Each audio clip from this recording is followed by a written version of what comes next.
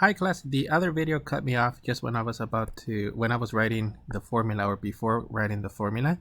And I just copying down the formula for the method to approximate your y values. So everything is dependent on the x's that we start using, and you keep using the previous ones to estimate the new x's and y's. So for this one, once you plug in, your x of 1, once you plug in your x of 0, so the previous coordinate points get plugged in order to find the new ones. And the new approximation with the step size of 0.1, it's going to be that x1 comma y1 is equal to 0.1 comma 2.2. So this is going to be one of the coordinate points that we're going to use for the next one, and it's technically one of the coordinate points for a coordinate point that could be used to find the equation. So the next one, we're just going to use x of 2 is equal to 0.2, and in this case your y2, it's going to be the same as y2 is equal to. So in this case we're going to use your y1 plus your h, and then we're going to be plugging in f of x1 comma y1. So for us, this is going to be your previous answer of the 2.2. So the previous coordinate points get plugged in into, the respective portion of the formula. So it's going to be 2.2 plus, and then 0.1, which is your h, and then this will be 2.2 minus 0.1. And then please evaluate this.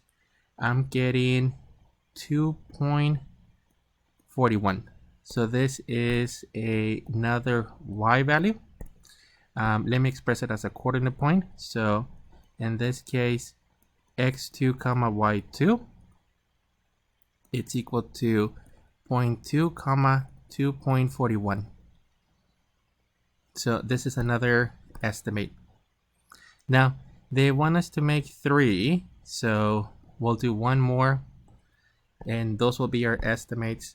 So in this case, x of 3, it's going to be used, it'll be paired with your y of 3, and you're going to have that y of 3, it's equal to your y of 2 plus 0.1 times your f of x2 comma y2. So for us, this is going to be your previous answer. This is a 4-1, so it'll be 2.4.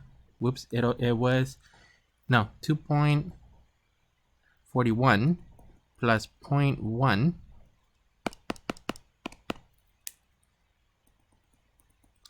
times 2.41 minus 0.2, which is going to give us, and please evaluate this one, I'm getting 2.631, which is your y value, and then as a coordinate point, so x3 comma y3, so x3 comma y3 is equal to 0.3 comma 2.631.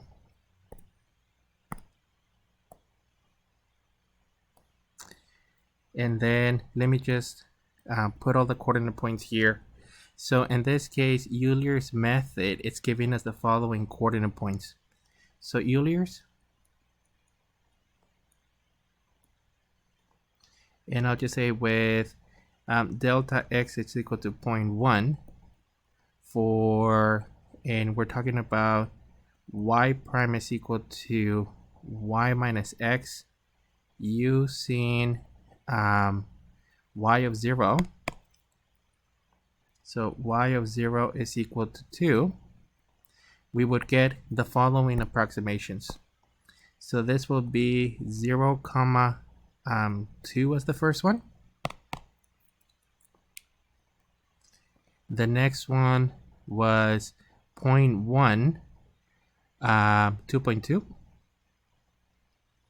The next one was 0.2, comma 2.41.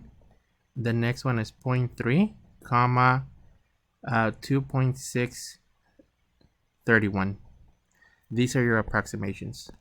Now, in a future topic in differential equations or numerical analysis, you will be shown how to find a polynomial that goes through those coordinate points and basically gives you the actual solution. So for this one, the most that I'll ask is for 3 approximations, which will follow this pattern, and also the differential equation used, if you're looking at it, will be very similar to that. Nothing really messy.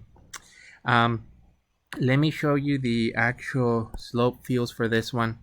So let me just double check. Yep. So the coordinate points that we're finding are basically near here, near the coordinate point for that one. Let me show you the approximations if we were to graph them. So what you see here is the exact solution. Each of these coordinate points are the ones that we're estimating by Euler's method.